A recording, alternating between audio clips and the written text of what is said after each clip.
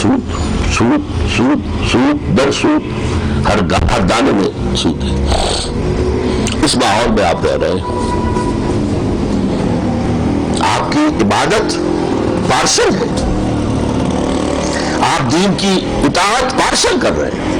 وہ بھی جو کر رہے ہیں ان کی بات کر رہا ہوں، دوبارہ میں واضح کر دوں، جن کو صحیح سے سروکار ہی نہیں، جنہیں یہ بھی پتہ نہیں چلتا جمعہ کون سا دن ہوتا ہے، کب آتا کب جاتا ہے ہمارے یہاں لوگ موجود ہیں، مسلمان ہیں، کہلاتے ہیں مسلمان، بلکہ زیادہ روشن خیال تو وہی ہے۔ میں ان کی بات کر رہا ہوں جو 100% اس ماحول میں جتنا بھی ممکن ہے وہ عبادت کر رہے ہیں، وہ اطاعت کر رہے ہیں، لیکن ان کی اطاعت بھی ادھوری ہے، سود ان کے اندر جا رہا ہے۔ ان کی جو عدالتیں ہیں وہ اللہ کے حکم کے مطابق فیصلے نہیں کر رہی، اور اللہ جو سب سے بڑا مفتی ہے، آپ کہیں گے یہ لفظ اللہ کے لیے کیا استعمال کر دیا، قرآن میں ہے نا، یستفتونک، اے نبی آپ سے فتویٰ مانگ رہے ہیں، قل اللہ یفتیکم فی الکلالہ، کہہ دیجیے اللہ فتویٰ دیتا ہے تمہیں کلالہ کے بارے میں۔ کلالہ کہتے ہیں وہ شخص جو فوت ہو گیا ہو اور وراثت میں نہ تو اس کے والدین ہو نہ اس کی اولاد ہو، تو اس کی وراثت کا کیا حکم ہوگا، اسے کلالہ کہتے ہیں۔ تو اللہ سب سے بڑا مفتی ہے، فتویٰ سنیے نمبر 1، وَمَن لَّمْ يَحْكُم بِمَا أَنزَلَ اللَّهُ فَأُولَٰئِكَ هُمُ الْكَافِرُونَ، جو فیصلے نہیں کرتے اللہ کی شریعت کے مطابق وہی تو کافر ہیں۔ وَمَن لَّمْ يَحْكُم بِمَا أَنزَلَ اللَّهُ فَأُولَٰئِكَ هُمُ الظَّالِمُونَ، اور جو اللہ کی اتاری ہوئی شریعت کے مطابق فیصلے نہیں کرتے وہی تو ظالم ہے، وہی تو مشرک ہے۔ ظلم کا لفظ قرآن مجید میں سمجھانا شرک کے لیے آتا ہے، ان الشرک لظلم عظیم، ومن لم يحكم بما انزل الله فاولئك هم الفاسقون، اور جو اللہ کی اتاری ہوئی شریعت کے مطابق فیصلے نہیں کرتے وہی تو فاسق ہیں، ناہنجار ہیں، سرکش ہیں، باغی۔ 3 فتوے میں نے آپ کو دیے ہیں، جا کر قرآن کھول کر دیکھ لیجئے گا، سورہ مائدہ کا 7واں رکوع، اور یہ 3 فتوے مل جائیں گے۔ ہم انفرادی طور پر مسلمان ہیں، اجتماعی طور پر کافر ہیں، ہماری بندگی ہمہ وقت ہمہ تن ہمہ وجود نہیں ہے، پارشل ہے۔ اب اس کا علاج کیا ہے؟ یہ ہماری مجبوری، ہم کیا کریں، کہاں جائیں؟ کوئی اور ملک ہوتا جس کے اندر اسلام کا نظام قائم ہوتا، ہم چلے جاتے، ہجرت کرتے ہیں، کہیں بھی نہیں، پوری دنیا میں نہیں۔ انہوں نے بھی، طالبان نے بھی کچھ اسلامی قوانین نافذ کیے تھے کہ انہوں نے اپنے دروازے کھولے نہیں تھے کہ جو چاہے آ جائے، خلافت کا اعلان نہیں کیا تھا، خلافت ہوگی تو اس کے دروازے کھلے ہوں گے، 1 روٹی ہوگی تو اسے 4 حصوں میں تقسیم کر کے 4 آدمی کھا لیں گے، آؤ تو آ سکتا ہے۔ لیکن وہ تو یہیں پر جو موجود ہیں بشیر الدین محمود صاحب، انہوں نے جو کوشش کی تھی کہ اگر آپ ہمیں زمین کچھ دے دیں تو ہم اسے یہاں پر ڈیولپ کر کے قابل کاشت بنا کر دے دیں آپ کو، وہ کہتے ہیں ہم زمین دے نہیں سکتے آپ کو، یہ اسلام ہے۔ تو ہماری مجبوری یہ کہ ہم کہیں اور نہیں جا سکتے، کہیں اسلام نہیں ہے، تو کیا کریں؟ What's the way out? ایک وے آؤٹ ہے، وہ میں آپ کے سامنے رکھ رہا ہوں، اسے میں کفارہ کہتا ہوں، کفارہ۔ آپ نے روزہ رکھا ہوا تھا رمضان کا کسی وجہ سے، ویسے ایک صحابی سے ہو گیا تھا، صبر نہیں کر سکے، اپنی بیوی سے ہم بستری کر بیٹھے اور پھر گئے، حضور کے بعد میں تو ہلاک ہو گیا، مر گیا، میں مارا گیا۔ انسان ہے، کر بیٹھتا، اس کا کفارہ تو ہے نا، 2 مہینے کے متواتر روزہ رکھو، کفارہ ہو گیا۔ قسم آپ نے کھائی تھی، کوئی توڑنی ہے کسی وجہ سے، کفارہ ہے۔ تو کفارہ جو ہے، اس لفظ کو سمجھیے، نظام باطل کے تحت رہنے کا جو جرم ہم کر رہے ہیں، جو گناہ کر رہے ہیں، اس کا کفارہ کیا ہے؟ اپنی زندگی کو، دنیا کو سکیڑو سمیٹو، اپنے آپ کو ریلیز کرو، تمہارا وقت بچے، تمہارا صلاحیتیں اور قوتیں جو اس وقت لگی ہوئی ہے صرف دنیا کمانے اور بنانے میں، اس میں سے نکالو اپنے آپ کو، Get yourself released. اور اپنی توانائیاں، اپنی قوتیں، اپنی صلاحیتیں اس نظام کو ختم کر کے، نیست و نابود کر کے اس کی جگہ پر اسلام کا نظام قائم کرنے کے لیے سخت کرو، تو یہ کفارہ ہو جائے گا۔ اے اللہ، میں نے اس نظام کو تسلیم نہیں کیا تھا۔ I never reconciled with that system. A Allah, I never supported that system. A Allah, I never served that system. Allah, I never tried to prosper under that system. میں نے اپنی تن من دھن کی صلاحیتیں اس نظام کو بدلنے کی جدوجہد میں صرف کر دی تھی۔ پروردگار مجھے بخش دے۔ اور اگر اس میں آپ پاؤں پھیلا کر سوئیں، ڈٹ کر کاروبار کریں، خوب کمائیں اور جائیدادیں بنائیں، اسی باطل چھتری کے نیچے، باطل نظام کی چھتری کے نیچے، کافرانہ نظام کی چھتری کے نیچے، شیطانی نظام کی چھتری کے نیچے، تو پھر آپ بھی باغی ہیں، آپ بھی باغیوں کے ساتھی ہیں۔ یہ واحد کفارہ ہے۔ دیکھیے، میری اب 73 برس ہوا چاہتی ہے عمر، اور 35 برس تو ہو گئے ہیں کہ میں نے کوئی دنیا کا کام، کوئی کمائی کا کام، کوئی معاش کا کام نہیں کیا۔ میں نے قرآن پڑھا ہے، پڑھایا ہے، سمجھا ہے، سمجھایا ہے، سیکھا ہے، سکھایا ہے۔ حدیث اتنی نہیں پڑھی، سیرت پڑھی، اور سیرت سے بھی زیادہ فلسفہ سیرت پڑھا ہے۔ میں جو بات آپ سے کہہ رہا ہوں پورے خلوص سے کہہ رہا ہوں۔ میں نے خود اسی میں اپنی زندگی گزاری ہے اور اسی کا راستہ آپ کو دکھا رہا ہوں۔ اگر یہ جدوجہد آپ نہیں کر رہے تو آپ اس شیطان کے ساتھی ہیں، آپ اس طاغوت کے ساتھی ہیں۔ آیت الکرسی کے بعد کی آیت یاد ہے؟ وَمَن يَكْفُرْ بِالطَّاغُوتِ وَيُؤْمِن بِاللَّهِ فَقَدِ اسْتَمْسَكَ بِالْعُرْوَةِ الْوُثْقَىٰ لَا انفِصَامَ لَهَا۔ جو طاغوت کا کفر کرے پھر اللہ پر ایمان لائے۔ طاغوت کا کفر پہلے ہے، لا الہ پہلے ہے، الا اللہ بعد میں ہے۔ وَمَن يَكْفُرْ بِالطَّاغُوتِ وَيُؤْمِن بِاللَّهِ فَقَدِ اسْتَمْسَكَ بِالْعُرْوَةِ الْوُثْقَىٰ۔ اگر مضبوط کنڈے پہ ہاتھ ڈالنا ہے تو پہلے کفر کرو طاغوت کا، نفی کرو اس کی، بغاوت کرو۔ اگر صرف بغاوت کا طریقہ کیا ہوگا وہ ایک علیحدہ بات ہے۔ یہ نہیں کہ ابھی نکلے جا کے نعرے لگائیں اور گولیاں کھائیں اور مر جائیں، نہیں، یہ نہیں، وہ علیحدہ بات ہوگی۔ لیکن یہ ہے جو اللہ ہم سے چاہتا ہے، جتنی ہماری شریعت پر تم عمل کر سکتے ہو، اگر اس پر بھی نہیں کر رہے تو تم مجرم ہو، جاؤ دفعہ ہو جاؤ، تم سے ہماری بات ہی نہیں ہے۔ یہاں کوئی ابھی تک کمال اتاترک پیدا نہیں ہوا جس نے برقعے اتار کر پھینکے ہوں۔ یہاں بھی کوئی ظاہر شاہ نہیں آیا کہ جس نے اتار کر برقعے پھینک دیے ہوں ایران کے اندر۔ پھر اگر برقعے اتارے ہیں، پردہ چھوڑا ہے، تو آپ نے خود چھوڑا ہے۔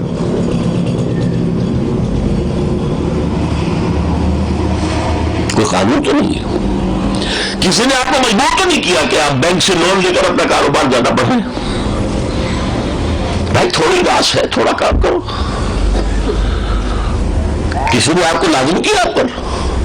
اگر لیتے تو آپ خود لیتے ہیں نا۔ لہٰذا ان چیزوں کو میں چھوڑ رہا ہوں، ان سے میری گفتگو نہیں ہے۔ جتنی شریعت پر آپ عمل کر سکتے ہیں وہ کر رہے ہیں، اگر تب بھی آپ کی بندگی، آپ کی عبادت نامکمل ہے، ناقص ہے، اس کا کفارہ آپ کو دینا پڑے گا۔ اور وہ کفارہ یہ ہے کہ جدوجہد تن من دھن، وہ جدوجہد جس کا نقشہ آپ پڑھتے ہیں، سنتے ہیں سیرت کی تقریروں میں، صحابہ کرام نے اور حضور نے کیا کیا سختیاں جھیلی،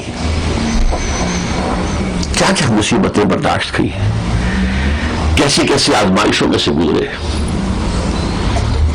3 سال کا شیب بنی ہاشم کے اندر گھیراؤ، جیل، اور جیل بھی ایسی جس میں راشن نہیں ہے، بلکہ کھانے پینے کی کوئی چیز جا ہی نہیں سکتی، نہ اس سرے سے نہ اس سرے سے۔ کوئی شریف النفس لوگ رات کی تاریکی میں پہاڑ کی چوٹی پر سے اتر کر کچھ دے جائے تو دے جائے، ورنہ نہیں۔ حکیم بن حزام تھے، اگرچہ ایمان نہیں لائے تھے، لیکن حضرت خدیجہ رضی اللہ تعالی عنہا کے قریبی رشتے دار تھے، کچھ کرتے تھے۔ 3 سال یہ نوبتیں بھی آئی ہیں کہ بنی ہاشم کے بچے پھول جیسے بلک رہے، کچھ نہیں دینے کے لیے سوائے اس کے کہ سوکھے چمڑے پانی میں ابال کر اس کا پانی ان کے حلق میں ٹپکایا گیا۔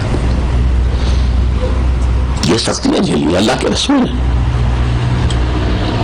یوم طائف میں کیا ہوا ہے؟ پتھراؤ سے لہو لہان ہوئے، اور جب ذوف کی وجہ سے نیچے بیٹھ گئے ہیں تو دو گنڈے آئے ہیں، ایک نے اس بغل میں ہاتھ ڈالا، ایک نے اس میں ڈالا۔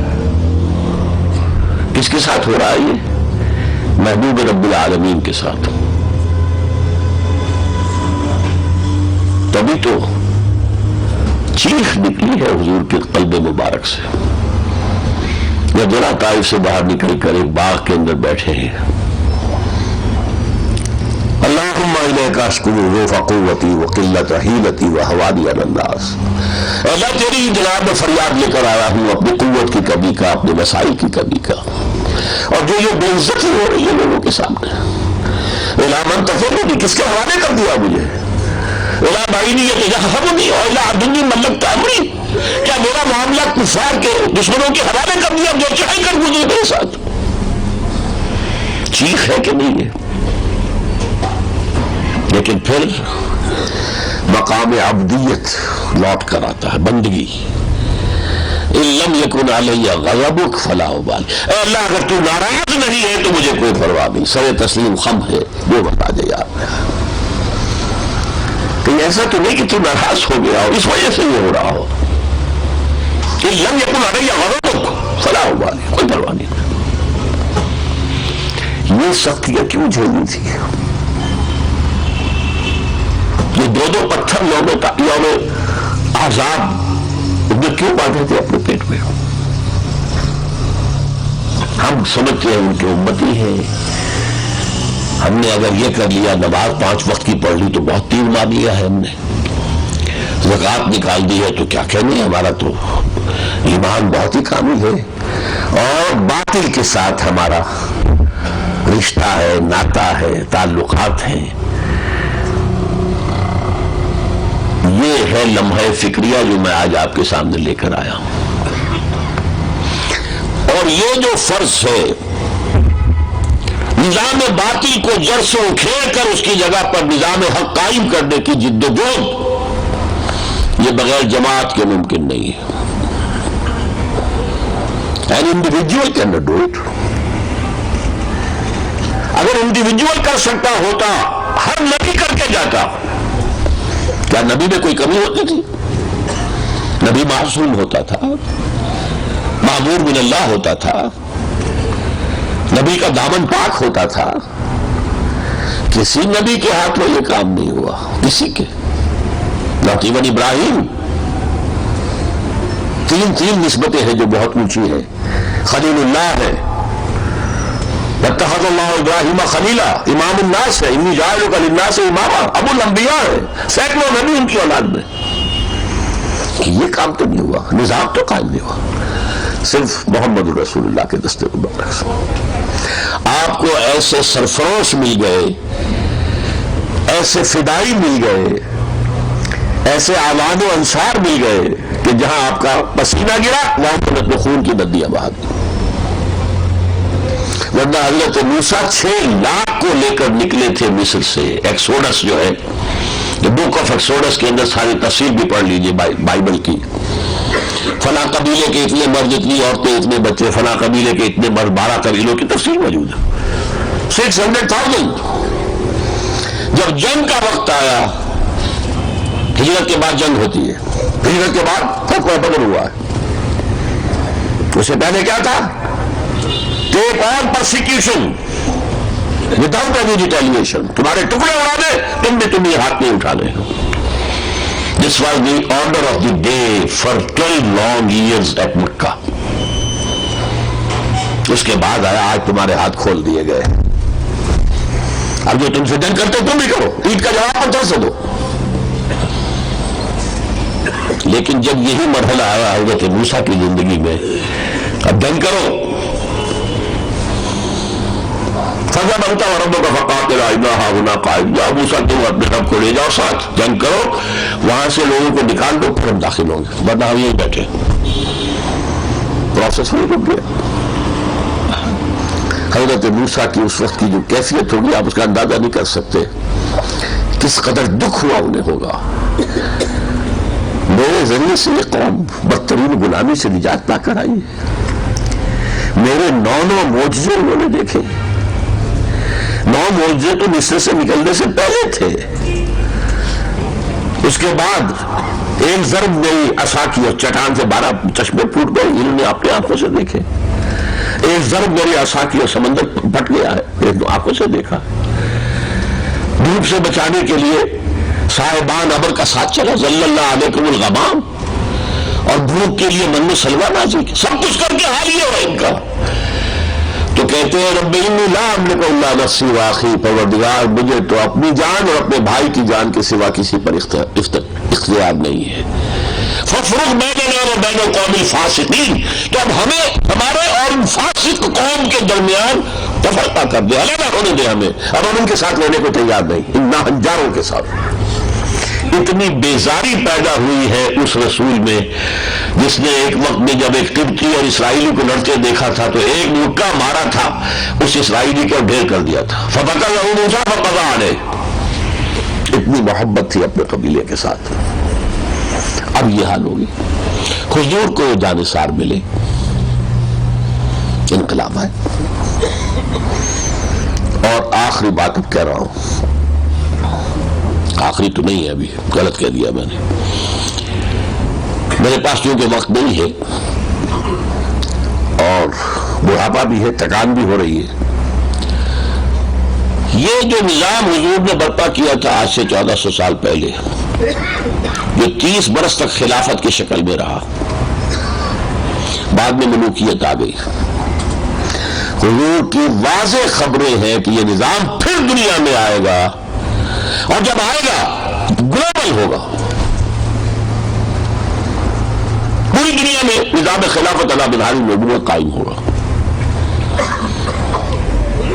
اس کا اشارہ تو قرآن میں بھی ہے، 3 جگہ آیا کہ محمد کو ہم نے بھیجا اس لیے هو الذی ارسل رسولہ بالہدی ودین الحق لیظہرہ علی الدین کلہ، پورے دین کو قائم کرنے کے لیے ہم نے بھیجا ہے محمد کو۔ یہ آیت کسی اور نبی کے لیے نہیں آئی قرآن میں، اور حضور کے لیے 3 دفعہ آئی، اور ہم نے بھیجا ہے حضور کو ساری دنیا کے لیے، وما ارسلناک الا کافۃ للناس بشیرا ونذیرا، ہم نے نہیں بھیجا آپ کو مگر تمام نوع انسانی کے لیے بشیر و نذیر بنا کر۔ تو جب تک پورے عالم اسلامی پر وہ دین غالب نہ ہو، خلوص مقصد بعثت محمدی نامکمل ہے صلی اللہ علیہ وسلم۔ اسی کو جواب شکوہ میں اقبال نے کہا تھا، وقت فرصت ہے کہاں، کام ابھی باقی ہے، نور توحید کا اتمام ابھی باقی ہے۔ یہ جب تک پورا گروپ جو ہے، پورا یہ نور توحید سے جگبگا نہ اٹھے، اس وقت تک حضور کی بعثت کا مقصد مکمل نہیں ہوا، وہ ہونا ہے۔ لہذا اب جس کو بھی اللہ شعور دے دے، اگر آپ کی سمجھ میں یہ بات آ گئی ہو کہ تمام نبیوں کی دعوت عبادت رب، حضور کی دعوت عبادت رب، مقصد تخلیق انسان اور جن عبادت رب، عبادت رب ہمہ تن ہمہ وقت ہمہ جہت اطاعت، انتہائی محبت کے جذبے سے سرشار ہو کر، اور اگر جزوی ہے تو منہ پر دے ماری جائے گی، وہ پارسل کا کریڈٹ کوئی نہیں ہے، ٹوٹل ریجیکٹ، اور اس کی سب سے بڑی سزا دنیا میں ذلت جو آج ہم بھگت رہے ہیں، اور آخرت میں شدید ترین عذاب میں جھونک جانا۔ علاج عبادت کی تکمیل کرو، وہ نظام قائم کرو، اللہ کا قانون نافذ ہو، اللہ کا نظام جو ہے قائم ہو جائے، اللہ کے دین کے مطابق فیصلے ہوں، لتکون کلمۃ اللہ ہی العلیٰ، اللہ کا کلمہ سب سے اونچا ہو جائے، وہ پارلیمنٹ سے بھی بالا تر ہو، وہ سپریم کورٹ سے بھی بالا تر ہو، ہر میدان میں اللہ کی بات سب سے اونچی ہو جائے۔ اس کے لیے جد و جہد کرنا کفارہ ہے اس گناہ کا جو نظام باطل کے تحت زندگی گزارنے کی وجہ سے ہم سب کر رہے ہیں، اور اس جد و جہد کا لازمی تقاضا جماعت۔ اب میں یہاں آپ کو وہ حدیث سنا رہا ہوں میں نے شروع میں 2 حدیثیں سنائی تھی. 5 چیزیں ہیں. پہلی حدیث کیا تھی؟ عبداللہ ابن عمر رضی اللہ تعالیٰ عنہ سے، بنی الاسلام علی 5 شہادت اللہ الہ الا اللہ وان محمد رسول اللہ، اقام الصلاۃ و ایتاء الزکوٰۃ و صوم رمضان و حج البیت من استطاع الیہ سبیلا. ٹھیک ہے، اب سنیے حدیث. حارث اشعری فرماتے ہیں کہ حضور نے فرمایا انی آمرکم ب5، مسلمانوں میں تمہیں 5 باتوں کا حکم دے کر جا رہا ہوں. اللہ امرنی بہن، اللہ نے مجھے حکم دیا، اپنی طرف سے نہیں دے رہا. حالانکہ حضور کو حق ہے اپنی طرف سے بھی چاہے تو حکم دے ہے، لیکن یہاں آپ نے تاکید کی کہ یہ صرف میری بات نہ سمجھنا، اللہ کی بات پہنچا رہا ہوں. اللہ امرنی بہن. یہ 5 چیزیں کون سی ہیں؟ بالجماعت والصبر والطاعت والہجرت والجہاد فی سبیل اللہ. کبھی سنی یہ حدیث آپ لوگوں نے؟ دیانتداری سے بتائیے کیوں؟ دین کا تصور وہی تک ہے، انہی 5 باتوں تک ہے. نماز روزہ حج زکوٰۃ کلمہ شہادت، مسلمان ہے. نماز روزہ حج زکوٰۃ، دین وہاں رہ گیا، محدود ہو گیا. اوپر کا تصور ہی نہیں، نظام کا تصور ہی نہیں، نظام قائم کرنے کی جدوجہد کا خیال ہی نہیں. جب جدوجہد کا خیال نہیں تو جس گاؤں جانا نہیں اس کا راستہ کیا وہ پوچھنا. لہذا وہ چیزیں جو جدوجہد کے لیے لازم ہیں وہ ہمارے ذہنوں سے ہو جائیں. یہ سب سے پہلے یاد کرائی تھی یہ حدیث مولانا ابوالکلام آزاد نے 1912 میں الہلال کے اندر. اس کے بعد اس حدیث کا ذکر کیا مولانا مودودی نے 1946 میں اپنی کتاب شہادت حق. دونوں میں حوالہ نہیں تھا کہ کس کتاب سے ہے. میں میڈیکل کالج میں تھا تو میں نے بڑے عالم دین سے جو محدث بھی تھے، حدیث کے استاذ تھے جامعہ اشرفیہ لاہور میں نے ان سے کہا مجھے اس حدیث کا حوالہ چاہیے. کہاں ہے، کس کتاب میں ہے، کون راوی ہے؟ کہنے لگے الفاظ کچھ نامانوس سے ہیں، ان کے علم حدیث نہیں تھی. بعد میں معلوم ہوا مشکات کے اندر موجود ہے. مشکات جو پرائمر ہے، جیسے الف بیتے ہوتا ہے قاعدہ، ایسے حدیث کا قاعدہ ہے مشکات شریف. درس حدیث شروع ہوتا ہے مشکات شریف کے درس سے، اس میں حدیث موجود ہے. مسند احمد بن حنبل رحمۃ اللہ علیہ کے حوالے سے اور جامع ترمذی رحمۃ اللہ علیہ کے حوالے سے. انی آمرکم ب5 اللہ امرنی بہن بالجماعت والسمع والطاعت والہجرت والجہاد فی سبیل اللہ. میں تمہیں 5 باتوں کا حکم دے رہا ہوں، اللہ نے مجھے ان کا حکم دیا ہے. جماعت، یہ ہے وہ جماعت جس کا میں نے ذکر کیا آپ سے. ایسی جماعت بناؤ اور بنتی ہوئی کو بنی ہوئی نظر آ جائے تو اسے اپنا اللہ کا احسان سمجھو اپنے اوپر. ایسی جماعت جو اللہ کے دین کو قائم کرنے کی جدوجہد کر رہی ہو اور صحیح نہج پر کر رہی ہو، وہ اللہ کا بڑا احسان ہوگا. ورنہ نئی جماعت بنانا آسان کام نہیں ہوتا، لیکن جماعت لازم ہے. یہاں پہلے سے بنی ہوئی کوئی جماعت آپ کے بیان کے اوپر پوری اتر جائے، یہاں پھر خود کھڑے ہو جماعت بناؤ. ایک اکیلا بھی ہوتا ہے عرب میں بدو، وہ نماز اگر اسے پڑھی وہ صحرا کے اندر پہلے اذان دے گا، پھر اقامت کرے گا، پھر نماز پڑھے گا. کیا پتا کوئی جنات ہی پیچھے آ جاتے ہیں، کھڑے ہو جاتے ہیں. میں پہلی مرتبہ جب سفر کر رہا تھا 1970 کی بات ہے، مدینے سے ریاض کا بریدہ کا علاقہ جو ہے بڑا سخت ریگستانی علاقہ، صبح کا وقت ہو گیا، فوراً اس نے گاڑی روکی اور وہی پانی کا سوال ہی نہیں تھا، ریت کے اوپر اس نے وہ ہاتھ مارے، تیمم کیا، کھڑا ہو گیا، اذان دی، کھڑا ہو گیا. اب ہم لوگ بھی اسی طرح اس کے پیچھے کھڑے ہو گئے. حالانکہ وہ سواب تھا ہمارا، وہ تو ہمارا ڈرائیور تھا. ایک اکیلا 211. اگر آپ کو جماعت مل جائے تو یہ بہت بڑی خوش قسمتی، نہیں ہے تو کھڑے ہو جائے، بناؤ.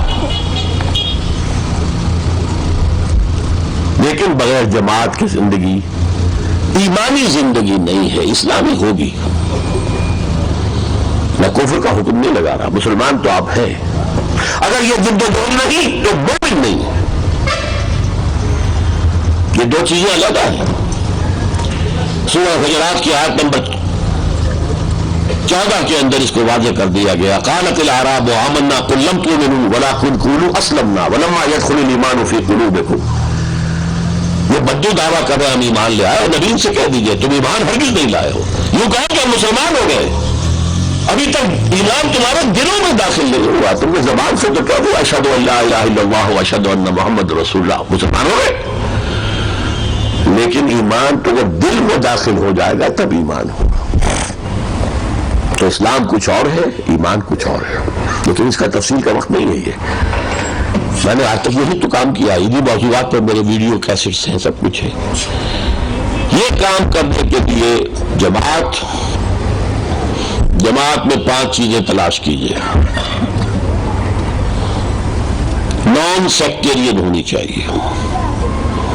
یہ حنفیت, یہ بریلویت, یہ فلانیت, یہ اہل حدیث, اس سے اوپر آپ اپنا مسلک انفرادی سطح پر جو چاہے رکھیں, جو آپ کو پسند ہے. اجتماعی جدوجہد دین کی کرنی ہے, مسلک کی نہیں کرنی. نمبر 2, اس کا ڈکلیئرڈ گول ہونا چاہیے کہ ہم نظام بدلنا چاہتے ہیں. ورنہ اچھے کام تو بہت سے ہیں. لوگوں کو قرآن پڑھانا, نازلہ تعلیم کے لیے مدرسے کھول دینا, سب اچھے کام ہیں. کتابیں شائع کرنا, تفسیر لکھنا, ٹھیک ہے. نہیں, declare goal should be we have to change the system. Discipline ہونا چاہیے, سم و طاعت بالجماعت والسمع والطاعت. جو بھی امام ہے, وہ امیر ہے, اس کا حکم سنو اور مانو. یہ ڈسپلن جس کا آرمی کا ڈسپلن کہا جاتا ہے, listen and obey, no argument, this is the command and you have to obey. Listen and obey, فاسمعوا واطیعوا, سنو اور اطاعت کرو. چوتھی چیز یہ کہ اس کا طریقہ کار, وہ بات میں کر رہا تھا کہ یہ نہیں کہ ابھی نکلیں اور جلوس نکالیں اور جو گولیاں کھائیں اور بس ختم. اس کا ایک طریقہ کار ہے, وہ سیرت محمدی کو پڑھو اور اس سے اخذ کرو. علی صاحب الصلاۃ والسلام. What was the methodology? انبیاء رسول میں سے صرف حضور کے دست مبارک سے یہ کام ہوا اور کسی سے ہوا نہیں. تو read the سیرہ in depth. Not only the سیرہ, between the lines of سیرہ. Not only the سیرہ, the philosophy of سیرہ. اس پر میری کتاب موجود ہے, منہج انقلاب نبوی. سیرت کا انالیسس ہے جس سے میں نے ریولوشنری میتھڈالوجی اخذ کی ہے. ایک انقلاب ان سٹیپس کے ذریعے سے آتا ہے. And I have derived them from the seerah of the Prophet صلی اللہ علیہ وسلم. اور 5ویں بات یہ کہ اس جماعت کی قیادت کے قریب جا کر دیکھیے نہیں سونگھیے کہ خلوص کی خوشبو آتی ہے یا نہیں. ورنہ دین کے نام پر دھندے بھی بہت ہیں, کاروبار بھی ہے. یہ 5 چیزیں کسی جماعت میں مل جائیں تو اسے اپنے اوپر اللہ کی بہت بڑی نعمت سمجھ کر اس میں شامل ہونا فرض. انی آمرکم بخمس بالجماعت والسمع والطاعت. 3 چیزیں ہو گئی, باقی 2 چیزیں والہجرت والجہاد فی سبیل اللہ. یہ اس پروسیس میں ہے ہجرت. لیکن ہجرت زمین سے لے کر آسمان تک ہے. اس کا بنیاد کیا ہے اس کی؟ پوچھا گیا حضور سے ای الہجرت افضل یا رسول اللہ, اللہ کے رسول سب سے افضل ہجرت کون سی ہے؟ فرمایا ان تہجر ما کرہ ربک, ہر اس چیز کو چھوڑ دو جو تمہارے رب کو پسند نہیں ہے. ہجرت کے بارے چھوڑ دو. محبوب سے دوری کو آپ کیا کہتے ہیں؟ ہجر. ان تہجر ما کرہ ربک, جو شے تمہارے رب کو پسند ہے اس کو چھوڑ دو. ہجرت شروع ہو گئی, آج رات سے شروع کیجئے. جائزہ دیجئے میری معاشرت میں خلاف اسلام کچھ ہے, میرے گھر میں شرعی پردہ ہے, میرے کاروبار میں کوئی حرام کا عنصر تو شامل نہیں ہے, اور میری پوری زندگی میں ترک کرنے کا فیصلہ کرے ہجرت. اور اس ہجرت بھی افضل, لیکن سب سے بلند ہجرت کیا ہوگی کہ دین کو قائم کرنے کی جد و جہد جب اس سٹیج پر آ جائے کہ حق و باطل کا معرکہ ہونا ہو, تو پھر اپنا گھر بار چھوڑ کر وہاں پہنچ جانا تاکہ ایک مرکز پر تاریخ قوت جمع ہو جائے. ہجرت حبشہ فرض نہیں تھی، آپشنل تھی، رعایت تھی کہ تم لوگوں سے مکے کی سختیاں برداشت نہیں ہو رہی ہیں، چلے جاؤ۔ ہجرت مدینہ فرض تھی، جنہوں نے نہیں کی انہیں منافق قرار دیا گیا۔ ما لکم من ولایتہم من شیء حتی یہاجروا، اے مسلمانوں اہل ایمان، تمہارا کوئی تعلق ان کے ساتھ نہیں ہے جنہوں نے ہجرت نہیں کی ہے، جب تک کہ ہجرت نہ کریں۔ کیوں کہ اب ہمیں باطل سے پنجہ آزمائی کرنی ہے، اب ہمیں باطل کے خلاف اٹیک کرنا ہے، لہذا جتنی قوت بھی ہے وہ بکھری ہوئی رہی تو کیسے کامیاب ہوگا؟ جتنے اہل ایمان ہے وہ آ جائے، مدینے کے اندر جمع ہو جائے تاکہ we can take an initiative۔ یہ ہجرت فرض تھی۔ اور جہاد فی سبیل اللہ، اس کا بھی جڑ کیا ہے؟ ای الجہاد افضل یا رسول اللہ، ان تجاہد نفسک فی طاعت اللہ، سب سے افضل جہاد اپنے نفس کے خلاف جہاد، تاکہ اللہ کا رضا ہو جائے۔ یہی جو پہلے شروع میں کہا تھا، عبادت کے راستے کی رکاوٹ نفس ما ہم کنترس فرعون نیست، اپنے نفس سے لڑائی لڑی نہیں، اور وہ جا رہے ہیں آپ تیسرے تیواڑے کہیں جا کر جہاد کر رہے ہیں، اپنا نفس جو ہے آپ کے اوپر مسلط ہے۔ کہنے کہ وہ جہاد فی سبیل اللہ ہو رہا تھا روسیوں کے خلاف، وہی جہاد فساد فی سبیل اللہ کیسے بن گیا؟ اس لیے کہ نفسانیت نہیں ختم ہوئی تھی، میرا اقتدار، گلبدین اقبال میرا، احمد صاحب میرا، یہ جہاد تھا۔ ہاں یہ جنگ جائز تھی، ایک غیر مسلم حکومت کی طرف سے ایک مسلمان ملک کے اوپر حملہ، تو جو بھی کھڑا ہو دفاع میں جائز تھا، جائز جہاد، اور اس میں جان دینا شہادت تھی، لیکن وہ جہاد فی سبیل اللہ نہیں تھا۔ کشمیر کا جہاد حریت ہے، جہاد فی سبیل اللہ نہیں ہے، کبھی نہیں، میں نے نہیں مانا، نہ آج تک مانا، نہ مانوں گا، کبھی نہیں مانوں گا۔ اور اب کی جو حکومت جہاد کہتی تھی، وہ جہاد اس کو وہ بھی جو ہے وہ دہشت گردی قرار دے رہی ہے آپ کی حکومت کی۔ جہاد فی سبیل اللہ، پہلے لوگ توبہ کریں، اپنی توبہ اپنے نفس پر پہلے اللہ کا دین قائم کریں، پھر مل جل کر کسی شخص سے بیعت کریں، بیعت جو آج بڑا عجیب سا لفظ لگتا ہے۔ حضور نے بیعت کیوں لی؟ سوچئے، حضور تو رسول تھے، تمام کو آپ کا حکم ماننا ہی ماننا تھا، پھر بیعت کیوں لی؟ اور کیسی زبردست بیعت! میں آپ کو حدیث سنا رہا ہوں جو متفق علیہ ہے، بخاری اور مسلم دونوں کے اندر، حضرت عبادہ ابن صامت رضی اللہ تعالیٰ عنہ سے، بایعنا رسول اللہ صلی اللہ علیہ وسلم، ہم نے بیعت کی تھی اللہ کے رسول سے صلی اللہ علیہ وسلم، علی السمع والطاعۃ، ہر حکم سنیں گے اور اطاعت کریں گے، فی العسر، چاہے مشکل ہو، او یسر، چاہے آسانی ہو، والمنشط والمکرہ، چاہے طبیعت آمادہ ہو، چاہے اپنی طبیعت پر جبر کرنا پڑے، وعلی اثر علینا، اور چاہے ہم پر دوسروں کو ترجیح دے دیں، ہم یہ نہیں کہیں گے کہ ہم آپ کے پرانے جانثار ہیں، آپ نے نیو کور کو ہم پر امیر کیسے بنا دیا، it will remain your prerogative, جسے چاہے امیر بنائے، وعلی لا ننازع الامر اہلہ، جنہیں آپ امیر بنائیں گے ان کا بھی ہم کہنا مانیں گے، جھگڑے ہو نہیں ان سے، وعلی ان نقول بالحق انما كنا لا نخاف فی اللہ لومۃ لائم، البتہ جہاں بھی ہوں گے ہم اپنی رائے ضرور دے دیں گے، جس بات کو ہم حق سمجھیں گے رائے دے دیں گے، اپنی زبان بند نہیں رکھیں گے کہ لوگ مذاق نہ اڑائیں، یہ کیا کہہ رہے ہیں جی، یہ بات ہوگی نہیں۔ یہ 9 آئٹمز کی بیعت تھی جو حضور نے لی ہے صحابہ کرام سے۔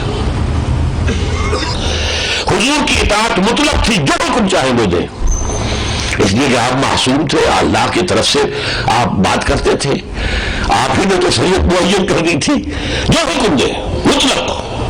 لیکن حضور کے بعد حضرت ابوبکر کی اطاعت بھی مطلق نہیں تھی۔ بیعت خلافت کے بعد جو پہلی تقریر کی ہے اس میں کیا کہا ہے؟ اگر میں سیدھا چلوں تو میری اطاعت تم پر فرض ہے، اور ٹیڑھا چلنے لگوں تو مجھے سیدھا کرنا تم پر فرض ہے۔ حضور کے ٹیڑھے ہونے کا سوال ہی نہیں تھا۔ اگر حضور کی اس دعوت پر لبیک کہہ رہی ہے، یا ایھا الناس یا ایھا الناس اعبدوا ربکم الذی خلقکم والذین من قبلکم لعلکم تتقون. اگر وہ عبادت کا حق ادا کرنا ہے تو نماز، روزہ، حج اور زکوٰۃ یہ بھی ضروری ہے. ان 4 پلرز کے اوپر اسلام کھڑا ہے، اور اس اسلام کو پھر ہم گیر کرنے کے لیے یہ جد و جہد، یہ جہاد. انی آمرکم بخمس بالجماعۃ والسمع والطاعۃ والہجرۃ والجہاد فی سبیل اللہ. اس کے لیے کمر کسیں، اس کے لیے ہمت کریں، اس کے لیے عزم مصمم کریں.